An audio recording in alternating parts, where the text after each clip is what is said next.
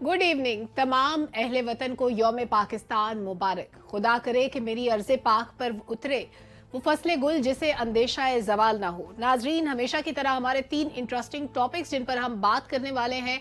मियां मोहम्मद नवाज शरीफ का सियासी मुस्तकबिल क्या होगा। बहुत सी उम्मीदें लेकर वो पाकिस्तान आए, बहुत कुछ सोच रखा था, लेकिन उनकी उम्मीदों के बरअक्स इलेक्शन में ऐसे नताइज आए जिनके मुताबिक उनका हुकूमत बनाना उनके मुताबिक मुमकिन ना रहा, क्योंकि इससे पहले वो 2/3 अक्सरियत की हुकूमत एंजॉय कर चुके थे। तो ऐसे हालात में उन्होंने मुनासिब समझा कि बेटी और भाई को ये मनसब दे दिए जाए, वजीर आला के और वजीर आजम के। क्या इसके बाद वो आउट ऑफ गेम हो जाएंगे? क्या वाकई नवाज शरीफ आने वाले दिनों में सऊदी अरब जाएंगे और वहीं से दोबारा लंदन चले जाएंगे? क्या नवाज शरीफ अपनी सियासी इनिंग पूरी कर चुके हैं, या अमली तौर पर अब भी जिस तरह पार्टी के अंदर फैसले उनकी मर्जी से होते हैं, उसी तरह आइंदा की सियासत भी उनके कहने पर, उनके इशारों पर, उनकी मर्जी के मुताबिक चलेगी? यह हम आज डिस्कस करेंगे। और बहुत ही अहम सवाल है कि क्या नवाज शरीफ की आइंदा की सियासत का दारोमदार उनकी साहबजादी की पंजाब में दिखाई जाने वाली कारकर्दगी पर होगा?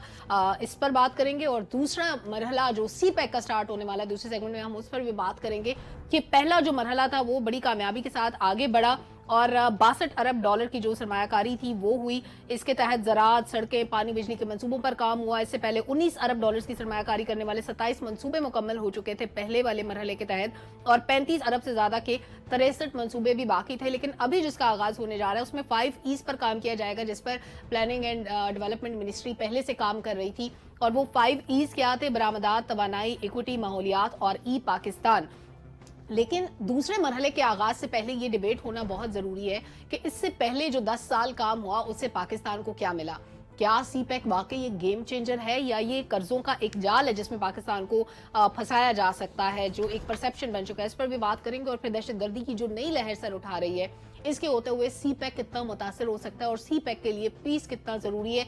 जिस तरह गवादर में भी 2 दिन पहले हमला हुआ, हमारी सिक्योरिटी फोर्सेस को निशाना बनाया जा रहा है मुल्क के मुख्तलिफ शहरों में, तो इस वेव को कैसे कंट्रोल किया जाए। और तीसरे सेगमेंट में हम बात करेंगे मॉस्को से रिलेटेड कॉन्सर्ट हॉल में जो आज हमला हुआ, 93 अफराद उसमें हलाक हुए। ये हमला ऐसे वक्त में हुआ जब इलेक्शन के बाद 5वीं मरतबा पुतिन दोबारा से एक बार फिर से सदर मुंतखब हुए हैं, और 200 साल तारीख में पहली बार ऐसा हुक्मरान आया जो 5वीं मरतबा मुसलसल मुंतखब भी हुआ है और सबसे ज़्यादा वोट भी लिए हैं। लेकिन इम्पॉर्टेंट बात यह है कि सबसे ज़्यादा वोट लेने के बाद जब वो अपनी विक्ट्री स्पीच कर रहे थे व्लादिमीर पुतिन, तो उन्होंने ये ऐलान किया था कि उनके जो हमले हैं यूक्रेन में उनकी तादाद भी बढ़ाएंगे, मजीद इलाकों पर कब्जा करेंगे। ऑल्दो यूक्रेन ने इस हमले को डिनाई कर दिया और दाइश ने इसकी जिम्मेदारी कबूल की है, लेकिन फिर भी ये सवाल पैदा हो रहा है कि क्या ये कोई इंडिकेशन है पुतिन गवर्नमेंट के लिए?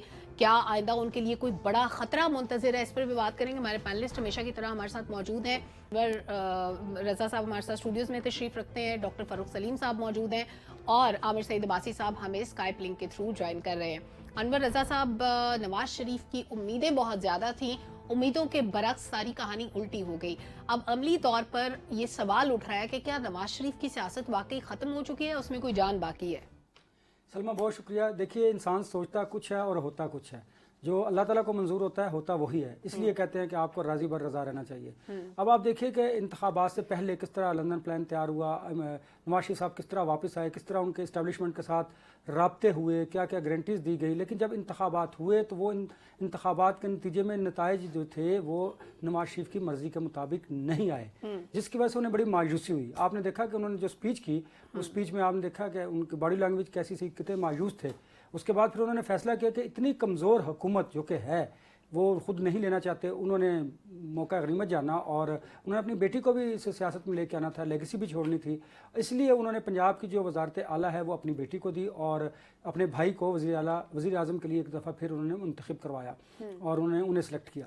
अब वो खुद क्यों नहीं आए, ये बड़ा अहम सवाल है। इसलिए नहीं आए कि वो चाहते थे कि सब कुछ तैयार उनको मिले, इस्टेब्लिशमेंट शायद तैयार ही मिल रहा था वैसे नहीं, वो तैयार उनकी मर्जी के मुताबिक नहीं मिल रहा था। देखिए ना, आप देखिए कि ये वो इंतखाब, हमने कहा कि इंतखाब पोलिंग तक तो ठीक रहे, लेकिन जब पोलिंग बंद हुई तो उसके बाद उस पर सवालिया निशानात उठने शुरू हुए। लोगों ने धांधली के इल्ज़ाम लगाए। पाकिस्तान तहरीक इंसाफ ने अदालतों में गई है, इलेक्शन ट्रिब्यूनल में मौजूद है, मीडिया में एक डिबेट हो रही है। नवाज शरीफ साहब ये चाहते थे कि उन्हें एक सादा अक्सरियत उन्हें मिले, वो ये चाहते थे। सादा अक्सरियत नहीं मिली, बमुश्किल से उनकी हुकूमत बनी, वो भी तमाम पोलिटिकल पार्टीज़ को, बाकियों को शामिल करके, इसलिए वो नहीं चाहते थे कि कमज़ोर हुकूमत मिले। आपको मैं एक बात बताऊं कि नवाज शरीफ साहब, जिनको मैं थोड़ा बहुत जानता हूँ, वो अब भी मौके की तलाश में है, ये ज़हन में रखिएगा। वो मौके के, उन्हें कोई मौका मिला तो जो उनके साथ हुआ है, जो उनके साथ कमिटमेंट पूरी नहीं की गई, वो उसका रिवेंज ज़रूर लेंगे। ये बात जो फैसला साज है उनको भी बड़ा बखूबी इल्म ये है। रिवेंज फैसला साजों से होगा? जी डेफिनेटली उन्हीं से होगा, मुझसे तो आपसे तो नहीं हो सकता नहीं, ना। मैं मतलब खान साहब पे भी समझ रही थी ना, क्या पता उनसे कोई पुराना बदला ले। लेकिन जो ये तो वोटर्स ने वोट उनके खिलाफ डाला, तो वोटर्स से रिवेंज होगा। नहीं, वोटर से रिवेंज नहीं होगा डॉक्टर साहब, जरा समझिए। आप आने से पहले आपकी और मेरी कोई कमिटमेंट होती है, अगर वो कमिटमेंट फुलफिल नहीं होती, वो किसी भी वजह से, रीजन कोई भी हो, देखिए लोगों ने वोट नहीं डाला, ये मेरा या आपका या फैसला साजों का कसूर तो नहीं, लेकिन वो उनको वो मतलूबा नतीजे नहीं मिला उनका, इसीलिए उनके बाद ये दिल में है और अब वो मौके की तलाश में है। ये तो था वैसे कि उनको 2/3 अक्सरियत नहीं, 2/3 कह भी रहा, मैं सादा अक्सरियत की बात कर रहा हूँ। 2/3 तो मिलनी भी नहीं थी, जो हालात थे। देखिए फिर ये हालात जो उस दिन वोटर निकले हैं और जिस तरह एक सियासी जमात को उन्होंने वोट डाला है, ये शायद किसी के भी जहन में नहीं था इतना नहीं होगा, क्योंकि उससे पहले के जो सियासी हालात थे आप उसको देखिए कि पकड़ दकड़ थी, जेल थे, फैसले हो रहे थे, तो इससे शायद वो ये समझ रहे थे कुछ लोग, बल्कि एस्टेब्लिशमेंट समझ रही थी कि शायद उनको वो जो कुछ उन्होंने किया उसके मुताबिक, प्लान के मुताबिक होगा, लेकिन नहीं हुआ। नवाज शरीफ इससे बड़े खाइफ हैं, वो सिर्फ खाइफ एस्टैब्लिशमेंट से हैं बल्कि वो अपने भाई से भी हैं। अच्छा, अपने भाई से भी खाइफ हैं। हमारी सियासी तारीख में कोई सियासतदान कामयाब हुआ है एस्टेब्लिशमेंट से बदला लेने का? नहीं हुआ नहीं है, लेकिन अगर आप तारीख को दोहराएं तो डॉक्टर साहब आपको ये भी ज़हन में होना चाहिए कि नवाज शरीफ साहब ने 9 जो आर्मी चीफ हैं उनके साथ काम किया हुआ है और 9 के साथ उनकी लड़ाई रही है। मुमकिन था कि आप फिर वो आते तो ये भी हो सकता था उनके साथ, इसलिए उन्होंने बेहतर समझा होगा, उनकी पॉलिटिकल क्यादत ने, लीडरशिप ने, बाकी ने कहा होगा कि आपको नहीं आना चाहिए, कमजोर हुकूमत है, व्हाटसएवर जो भी पॉलिटिकल उन्होंने एक बहाना बनाया होगा। लेकिन अब उन्हें ये पता है कि उनके साथ कमिटमेंट पूरी नहीं हुई। अब वो रमजान के आखिरी हिस्से में सऊदी अरब जाएंगे, उसके बाद वो लंदन चले जाएंगे, वापस आएंगे, लेकिन अब वो ये देख रहे हैं हमेशा के लिए लंदन नहीं जा रहे। हमेशा के लिए लंदन नहीं जा रहे। अब वो आएंगे दोबारा जब वो अपनी बेटी जो है मरियम नवाज साहिबा के जरिए पंजाब में अपने पंजे मजीद गाड़ेंगे। देखिए पाकिस्तान मुस्लिम लीग नून के पास अगर कोई वोट है तो वो उन नवाज शरीफ साहब का, और उनके बाद अगर कोई है तो वो मरियम नवाज का, क्राउड पुलर भी दोनों हैं, बाप बेटी। अब उनको इस सारी सूरत से बड़ी बेचैनी है। देखिए वो ये भी चाहते थे कि उनके जो हरीफ हैं उनको आप तंग करके रखें, वो भी किया गया, लेकिन जो अवाम निकली, अवाम ने जो नतीजा ये समझ रहे थे उसके बरक्स आया, इसलिए वो पीछे हटे। अब वो पीछे बैठकर सियासत कर रहे हैं। आपका जो सवाल था कि शायद उनकी सियासत खत्म होगी, ऐसा नहीं है। देखिए पाकिस्तान में आपने देखा होगा कि मरने के बाद भी सियासत रहती है, लोग लाशों पर भी सियासत करते हैं। अभी तक जुल्फकार अली भुट्टो साहब, जी नहीं मैं वैसे कह रहा हूँ कि देखिए ना, जुल्फकार अली भुट्टो साहब शहीद हो गए, उन्होंने कहा कि अब भी वो देखिए सियासत हो रही है, उनकी जमात उनकी बात करिए, मोहतरमा की बात करिए, लिहाजा सियासत इस तरह खत्म नहीं होती। अगर इस तरह खत्म होनी होती तो आपको याद होगा ये जिला वेतन हुए, मुल्क से बाहर गए, सजाएं हुए, सियासत तो खत्म हो जानी चाहिए थी इनकी, उस वक्त नहीं अगर हुई तो अब भी नहीं होगी। लेकिन अब वो पीछे बैठकर अपनी सियासत को अपनी बेटी के जरिए मजीद स्ट्रॉन्ग करेंगे, मजीद बेहतर करेंगे। ठीक है डॉक्टर साहब, मौजूदा इत्तेहादी हुकूमत के लिए आप सबसे बड़ा खतरा क्या देख रहे हैं? देखिए सलमा, पहली बात तो जो PMLN कहलाती है, हमारी सारी जो सियासी जमातें हैं वो उसमें शख्सियात बड़ी इंपॉर्टेंट है। तो जब तक इस पार्टी के अंदर नवाज का नाम शामिल है तो उनकी सियासत तो खत्म नहीं हो रही। जब तक नाम रहेगा तब तक मियां साहब भी रहेंगे। ठीक। अच्छा, अब आप सोचिए कि जितनी भी बड़ी सियासी जमातें हैं वो सब पावर में, PTI पावर में है, KP में है, पीपल्स पार्टी पावर सिंध में है, PMLN पंजाब में भी है और विफाक में भी मुख्तलिफ हुकूमत का हिस्सा है। तो सारी सियासी जमातें इस वक्त पावर में। ठीक है। पंजाब के अंदर PMLN को किसी किस्म का सियासी खतरा नहीं है, PTI का KP के अंदर उसको किसी किस्म का खतरा नहीं है, इसी तरह PP को सिंध में कोई खतरा, पीपल्स पार्टी को सिंध में कोई खतरा नहीं है। तो सब सियासी जमातें अपनी जगह मैं समझता हूँ सिक्योर बैठी। ठीक है। विफाकी हुकूमत को सियासी खतरा PTI की तरफ से भी कोई नहीं, शोर है, शोर मचाएंगे, लेकिन सियासी खतरा उनको PTI की तरफ से नहीं है। जो खतरा है मखलूत हुकूमत को वो माशी खतरा है। अच्छा, अगर कोई खतरा उनको बढ़ा है, देखिए उसके भी 2 डायमेंशंस हैं। एक तो महंगाई का हवाला, जो हाल महंगाई का हो गया है, देखिए अब 30, 40, 50 हज़ार रुपए की भी तनख्वाह जो है नाकाफी, आप अपना काम पूरा, अब बिजली के बिल देते रह जाएंगे, गैस के बिल, बिजली के बिल देने के बाद आपके पास बचता कुछ नहीं, इज्जत की रोटी नहीं खा सकते। तो ये तो बहुत बड़ा खतरा है। और दूसरा बहुत बड़ा खतरा है कि अगले 12 महीनों में $25 अरब इकट्ठा करना है, जो ये भी हमारी जेब से जाएगा। ये अभी तो कोशिश ये है कि IMF की जेब से निकाल लें और सऊदी अरेबिया की जेब से निकाल लें, लेकिन इवेंचुअल बहुत जो कर्जा जात का है वो तो हमारे ऊपर ही पड़ना है। اب معاملہ یہ ہے کہ کیا پی ایم ایل این یا اس مخلوط حکومت کے پاس کوئی معاشی حکمت عملی ایگزسٹ کرتی ہے؟ انہوں نے کوئی بنا کے رکھی ہے اس سارے پرابلمس کو سالو کرنے کے لیے؟ ڈار صاحب کا ایک کلاسک ماڈل ہوتا تھا. ان کا کلاسک ماڈل یہ تھا جی حکومت سنبھالیں, پل بنائیں, بریجز بنائیں, انفراسٹرکچر پر اسپینڈ کریں, جی ڈی پی بڑھے گی, لوگوں کو نوکریاں بھی ملیں گی, اور ساتھ ہی ساتھ روپے کو مصنوعی طریقے سے ڈالر کے سامنے اسٹرانگ رکھیں, امپورٹس ہوں گی, جی ڈی پی گروتھ بڑھے گی. یہ ماڈل اب نہیں چل سکتا. خزانے کے پاس پیسے نہیں ہیں, خزانہ خالی ہے, آپ پل کہاں سے بنائیں گے, سڑکیں کہاں سے بنائیں گے؟ اسٹیٹ بینک کے پاس ڈالرز نہیں ہیں, تو آپ مصنوعی طریقے سے روپے کو کس طرح اسٹرانگ کریں؟ تو وہ ماڈل تو ختم ہو گیا. ٹھیک ہے, اب چاہیے تو یہ تھا کہ ہمارے سامنے نئی معاشی ٹیم جو ہے ایک نیا اکنامک ماڈل ہمیں دیتی کہ یہ ملک کے پرابلمز ہیں جو دو میں نے آپ کو بتایا, اور یہ ہمارے پاس حکمت عملی ہے ان کو حل کرنے کے لیے. وہ حکمت عملی ابھی تک سامنے نہیں آئی, اور میں سمجھتا ہوں کہ وہی سب سے بڑا خطرہ. اور سامنے کیسے آتی ڈاکٹر صاحب؟ نہ منشور میں کچھ تھا, نہ ابھی تک سامنے, دیٹ مینز ہے ہی نہیں. ہم تو یہ پرسیو کریں گے نا, اگر ہوتی تو ابھی تک پتہ لگ جاتا. میری انفارمیشن کے مطابق ابھی تک ایگزسٹ نہیں کرتی, شاید اس کے اوپر کام ضرور کر رہے ہوں, لیکن دیکھیے یہ جو اوپن مارکیٹس ہوتی ہیں یہ انتظار کرتی ہیں. ان کو آپ نے شیئر کرنا ہے کہ یہ حکمت عملی ہمارے پاس ہے, ورنہ پھر وہ مارکیٹس نیگیٹولی ریئیکٹ کرتی ہیں. ٹھیک, اور انہوں نے ابھی تک کوئی شیئر نہیں کیا. بالکل ٹھیک ہے, یہ جو سب سے بڑا خطرہ ہے اس کے اوپر ابھی تک انہوں نے کام نہیں کیا. عامر سعید عباسی صاحب, میں یہ سوچ رہی تھی کہ جس طرح پی ایم ایل این کی ہم بات کرتے ہیں کہ نواز شریف صاحب اگر یہاں پر رہتے ہیں تو ظاہر ہے سامنے ہیں پھر بھی, لیکن اگر لندن چلے جاتے ہیں, انور صاحب کہہ رہے ہیں کہ نہیں جائیں گے مستقل طور پر, لیکن اگر وہ سائڈ پر ہو جاتے ہیں, جس طرح ابھی خاموشی ہے الیکشن کے بعد سے ابھی تک, وہ کوئی بہت زیادہ ایکٹیو نظر نہیں آئے, کوئی بہت زیادہ گیدرنگز میں وہ اس طرح سے نہیں جاتے, لیکن ظاہر ہے بیٹی اور بھائی کے لیے اچھے جذبات تو رکھتے ہوں گے. اسی طرح ہم دیکھتے تھے ایم کیو ایم میں جب -1 فارمولا اپلائی ہوا, جب بانی ایم کیو ایم لندن چلے گئے, اس کے بعد سے ایم کیو ایم کی نئی شکل ہم نے دیکھی. کیا نون لیگ کے اندر ایسا کوئی ماڈل آنے والے وقت میں امپلیمنٹ ہو سکتا ہے؟ -1 فارمولا ہو سکتا ہے, یا نواز شریف صاحب سیاست سے کنارہ کش ہو سکتے ہیں؟ دیکھیے سلما, کوئی مانے یا نہ مانے, اس وقت نواز شریف اس پورے سسٹم سے اور پورے جو پولیٹیکل سسٹم ہے اس سے کٹ آف ہیں, اور وہ مائنس ہو چکے ہیں, اور اس میں ظاہری بات ہے ان کی پارٹی کوئی اچھا نہیں مجھے لگتا. لگ رہا تھا عامر صاحب آپ میری بات سے اختلاف کریں گے, آپ تو فوراً مان گئے کہ وہ تو کنارہ کش ہو گیا ہے. Absolutely correct. دیکھیں بات یہ ہے کہ اس وقت آپ کو پتا ہے جس طریقے سے اس حکومت انتخابات سے پہلے جس طرح کی انہوں نے کیمپین چلائی, عامر صاحب آپ کی آواز چلی گئی, میں کوشش کرتی ہوں کہ دوبارہ آپ کے ساتھ کنیکٹ کر سکے اور آپ کی آواز ہم تک پہنچ سکے. عامر عباسی نے آپ سے اتفاق کیا ہے, وہ اس لیے اتفاق کیا کیونکہ معاملہ نواز شریف کا تھا, ادروائز کوئی اور ہوتا تو وہ آپ کے ساتھ اختلاف کرتے. نہیں بالکل, میں ہر بات میں اختلاف نہیں کرتا, کچھ باتیں ہیں جس میں اتفاق کیا جا سکتا ہے. اور دیکھیں اب جس طرح ڈاکٹر صاحب بھی بتا رہے ہیں کہ حکومت سازی والا معاملہ بھی اب آگے بڑھ چکا ہے, لیکن آپ پہلے پری الیکشن دیکھیں اور پوسٹ الیکشن سچویشن کو دیکھیں تو نواز شریف بالکل پورے سسٹم میں آپ کو نظر نہیں آئیں گے. بہرحال انہوں نے کچھ جلسے کیے, اس جلسے میں وہ آئی لو یو, یو لو می اور یہ بیانات دیتے تھے. اور آپ کو پتا ہے کہ میرا یہ ذاتی خیال ہے کہ اگر نواز شریف اپنی مرضی سے ٹکٹس نہیں دے سکے, اور ٹکٹس بھی انہوں نے جو ہے وہ کسی کے کہنے پہ کسی کا کہا کہ یہ حلقہ خالی چھوڑ دیں, ٹیکسلا وا میں اس غلام سرور خان جو ان کے بارے میں کیا کیا نہیں کہتے تھے ان کے لیے انہوں نے حلقہ خالی چھوڑ دیا, اور اسی طرح بہت سی چیزوں پہ انہوں نے بڑا کمپرومائز کیا. تو بہرحال یہ فیصلے تو نواز شریف کے نہیں تھے جس طریقے سے ٹکٹس ہوئے اور جس طرح پھر الیکشن ہوا. یعنی آپ یہ کہنا چاہ رہے ہیں جن سیٹوں پہ انہوں نے کمپرومائز کیا وہ ان کی مرضی سے نہیں ہو رہا تھا؟ ڈیفینیٹلی. دیکھیں نواز شریف تو نہیں چاہتے تھے کہ وہ ہر سیٹ کو اس طرح خالی یا اتحاد کر کے خالی کر دیں.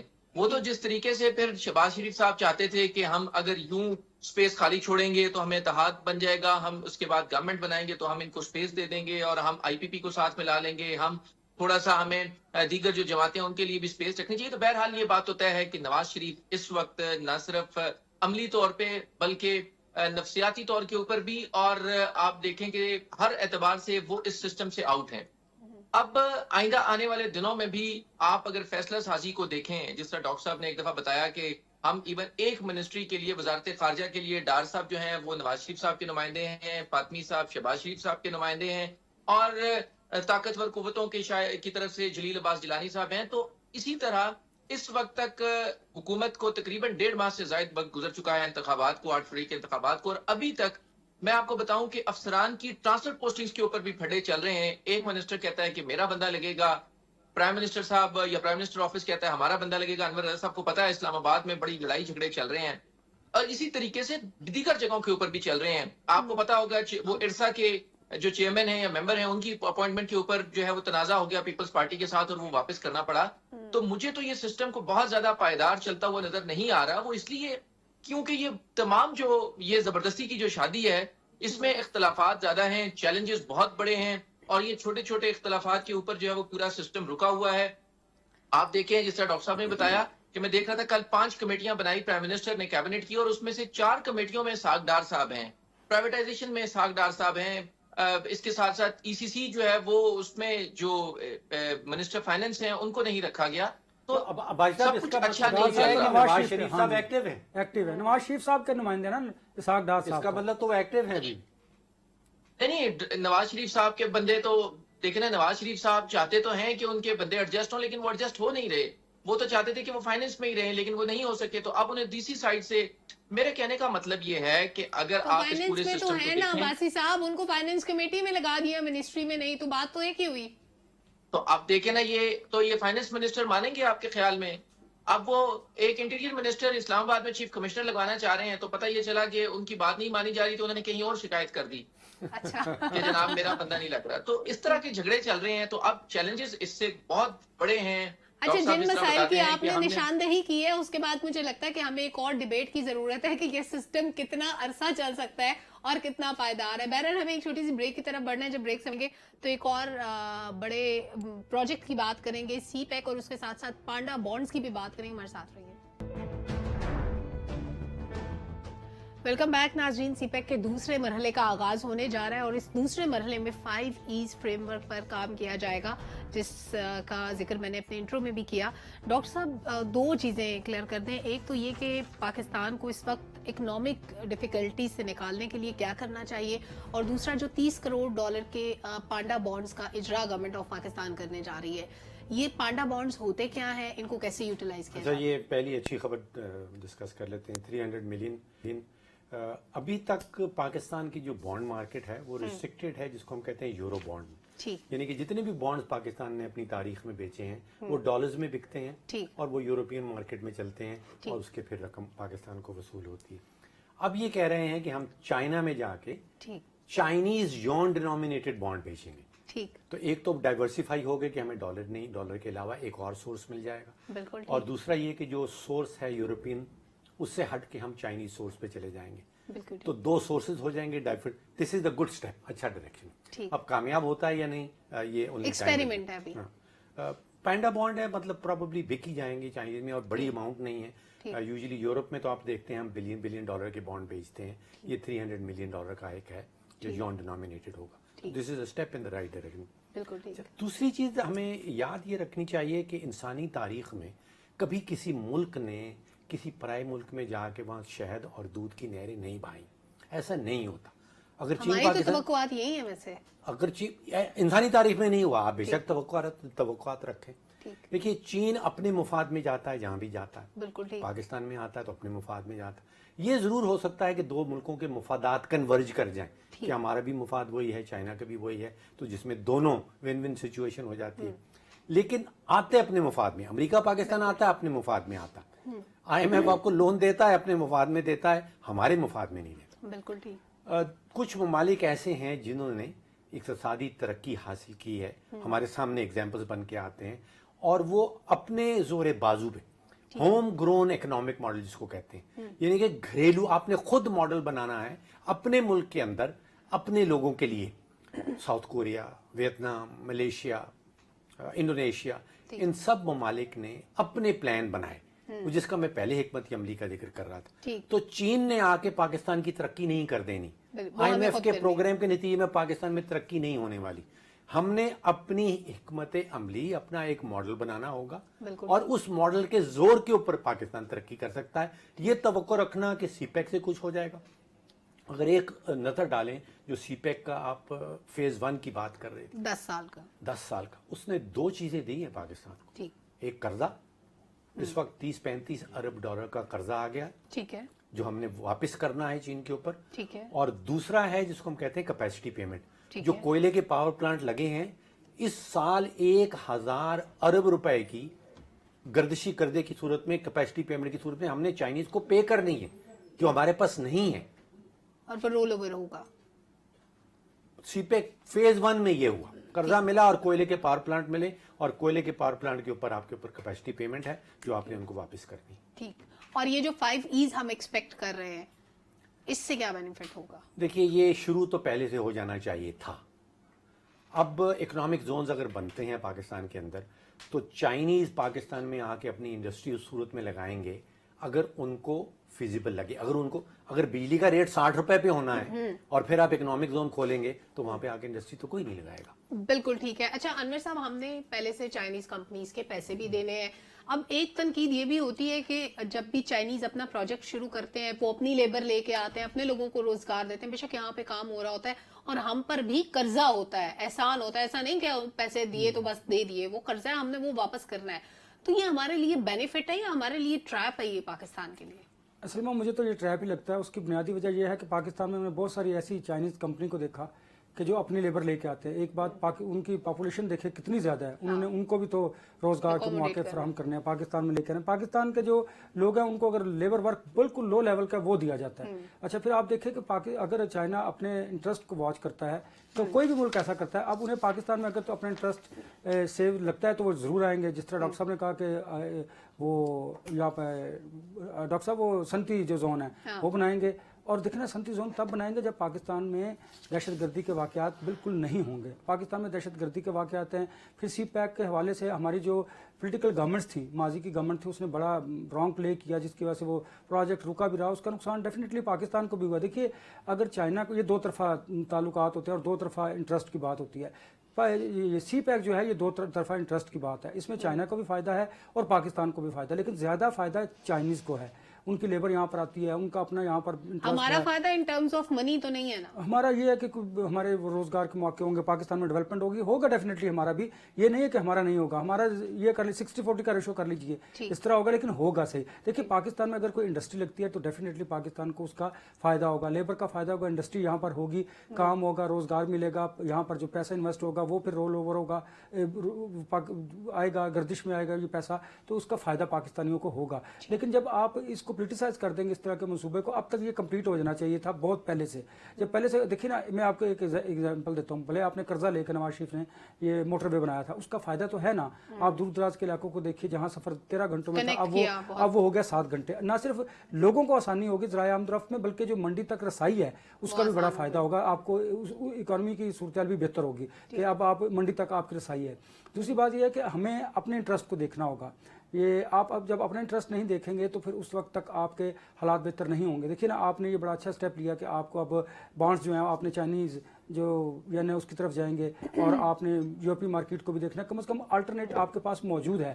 اب پاکستان کو بھی اپنے انٹرسٹ کو دیکھنا ہے. پاکستان ایسے خطے پر, ایسی جگہ پر موجود ہے جس کی اسٹریٹجکلی بڑی اہمیت ہے. اس سے پاکستان کو سمجھنا ہوگا. پاکستان دیکھیے نا, اس سے پاکستان نے فائدہ حاصل کرنا ہے. یہ بات درست ہے کہ IMF قرضوں سے ہمیں کوئی مالی طور پر فائدہ نہیں ہوگا, بلکہ ہمارا نقصان ہے. ہم نے وہ قرضے پے کرنے ہیں. ہم یہاں پر جو وسائل ہیں ان کو ہم نے ایکسپلور کرنا ہے, ایکسپلور کر کے ان کو عالمی مارکیٹ تک لے کے جانا ہے. ہمارے ہاں بہت زیادہ ذرائع ہیں, ان کو ہم نے یوٹیلائز کرنا ہے. جب ہم اس طرف جائیں گے, ایسی پالیسیز بنائیں گے, تو میں سمجھتا ہوں کہ پھر اس کے بعد پاکستان کی اکانومی کی صورتحال بہتر ہوگی. ورنہ پاکستان اس طرح کا شکول ہاتھ میں یعنی لیے ہم گا, رائٹ آگے ڈائریکشن میں چلتا جا جائے رہے ہیں, اور یہ خوش آئند ہے جو دوسرا فیز شروع ہونے جا رہا ہے. لیکن عامر سعید عباسی صاحب, ایک بہت بڑا خطرہ دہشت گردی سے ہے. ہمیں گوادر میں حملہ ہوا 2 دن پہلے. سیکیورٹی فورسز پہ ہم دیکھتے ہیں کہ ملک کے مختلف شہروں میں بار بار حملے ہو رہے ہیں.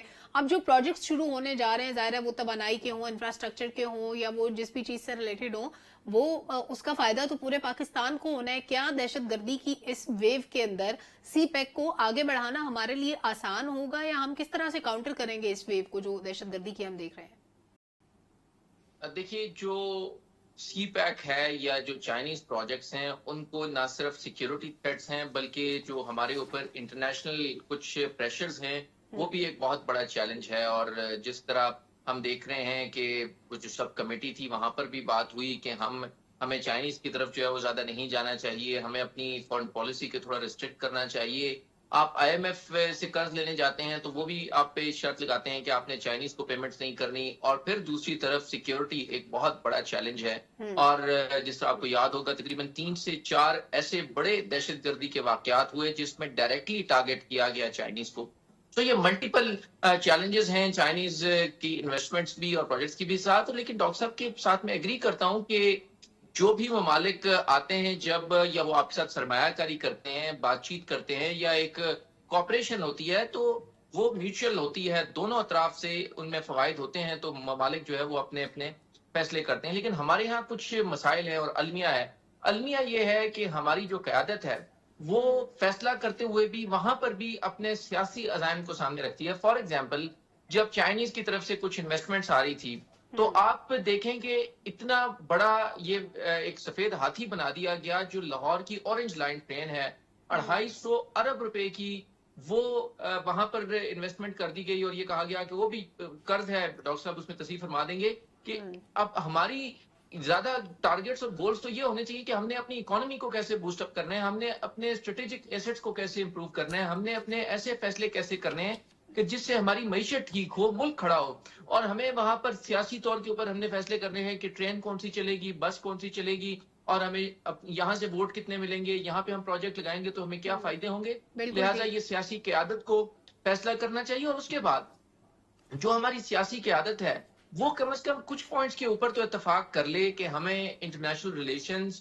اکانومی، کوآپریشن دیگر ممالک کے ساتھ ان چیزوں کے اوپر کم از کم سیاست نہیں کرنی چاہیے. اور آپ کو پتا ہے کہ ان چیزوں کے اوپر جب سیاست ہوتی ہے تو اس کے ہمیں بہت زیادہ سنگین جو نتائج ہیں وہ سامنا کرنا پڑتا ہے. جس طرح سی پیک کے اوپر وہ کام نہیں ہو سکا جو ہونا چاہیے تھا. جس طرح اگر پہلے حکومت تھی اور پھر جب حکومت تبدیل ہوئی تو اس میں پوری جو رفتار تھی وہ رک گئی.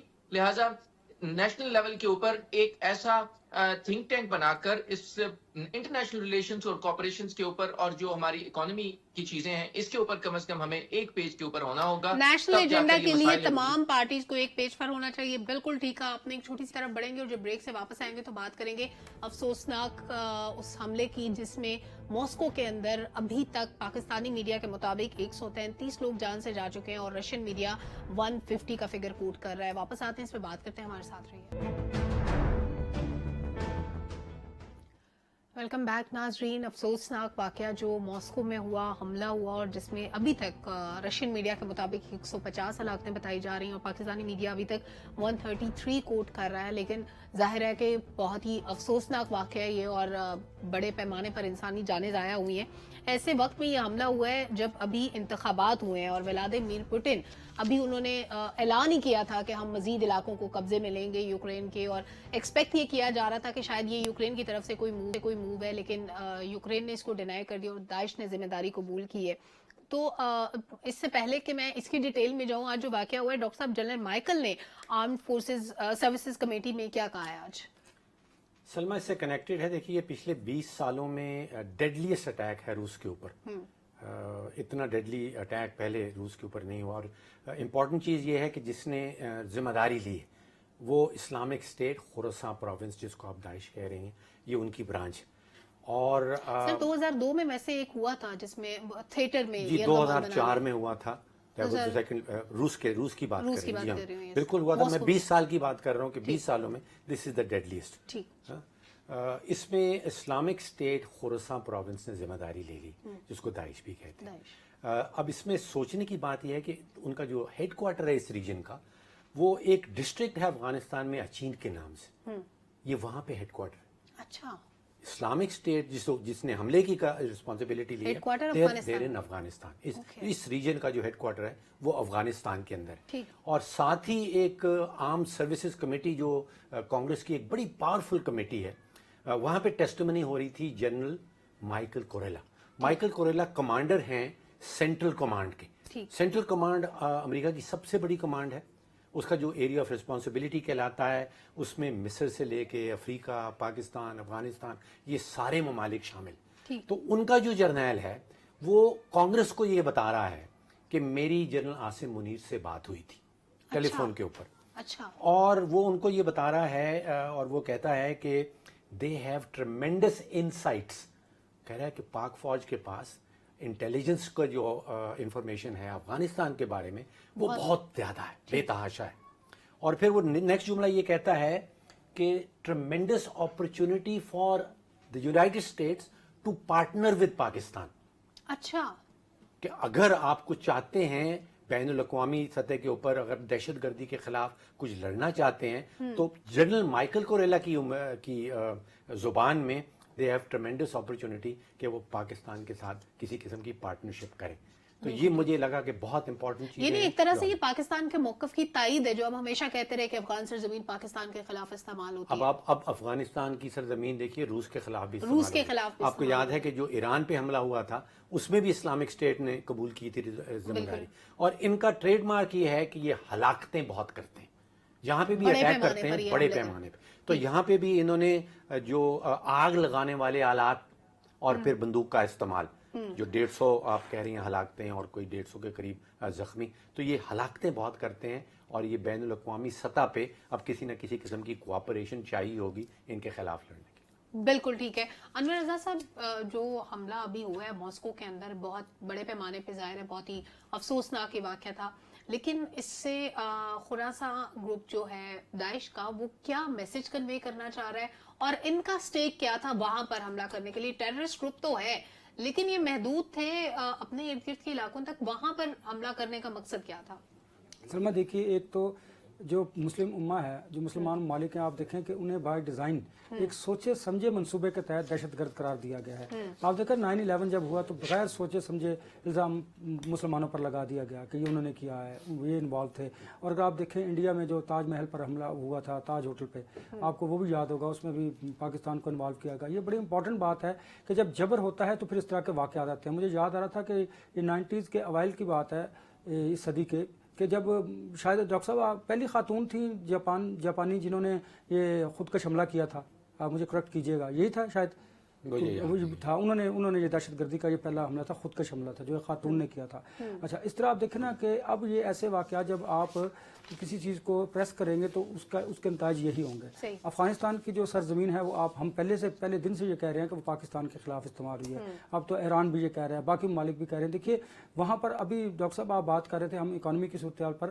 دیکھیے پاکستان اور چائنا کا مشترکہ دشمن ہے وہ ہے انڈیا. آپ کو پتہ ہے انڈیا کا پاکستان کے ساتھ بھی تنازع ہے اور چین کے ساتھ بھی تنازع ہے. وہ قطعاً نہیں چاہے گا کہ پاکستان اور چین کے جو اکنامک انٹرسٹ ہیں ان کو کسی نہ کسی طریقے سے آگے بڑھنے دیا جائے. اس لیے وہ دہشت گردی کے واقعات بلوچستان میں بڑھتے چلے جا رہے ہیں اور پاکستان میں بھی, یہ ایک طرف. لیکن یہ جو آپ کے ماسکو میں ہوا ہے, یہ دیکھیے یہ اسی وجہ سے ہوا ہے کہ جو یہ دہشت گرد تنظیمیں ہیں وہ بتانا چاہتی ہیں کہ اگر آپ جبر کریں گے, ظلم کریں گے تو پھر اس طرح کے واقعات ہوں گے دہشت گردی کے, وہ ملک کے وہ دنیا بھر کے کسی بھی حصے میں ہوں. اس لیے اب امریکہ کو پاکستان کی پہلے دن سے ہی ضرورت ہے. اور دہشت گردی کے خلاف جنگ میں 2 دہائیاں ہو گئی ہیں. پاکستان نے جتنا دہشت گردی کے خلاف محبت ہوا ہے اور پاکستان نے اتنی لڑائی لڑی ہے شاید اتنی کسی دنیا میں کسی کوئی تاریخ نہیں ملک. ٹھیک, آخری منٹ ہے میرے پاس. عامر سعید عباسی صاحب, پوٹن گورنمنٹ جو بہت ہی زبردست اکثریت لے کر آئی ہے اس کے لیے کتنا بڑا چیلنج ہے؟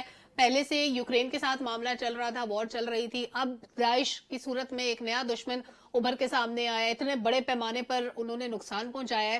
کیسے کاؤنٹر کرے گی پوٹن گورنمنٹ اس کو؟ دیکھیے پیوٹن گورنمنٹ جو ہے وہ تو پوری قوت کے ساتھ نہ صرف جس طریقے سے آپ یوکرین کو دیکھ لیں وہاں پر اپنی اٹیکس کر رہی ہے, اب لگتا یہ ہے کہ IS کے اوپر بھی اسی طریقے سے اب ریئیکٹ کرے گی رشین گورنمنٹ.